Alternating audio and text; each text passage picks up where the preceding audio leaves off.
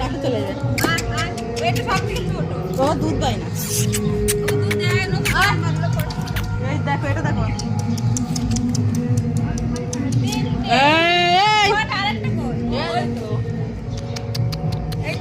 দেখ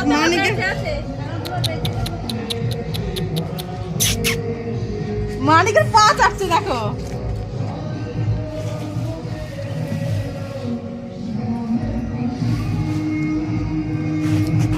একসাথে ভিডিও আমার এটা পছন্দ।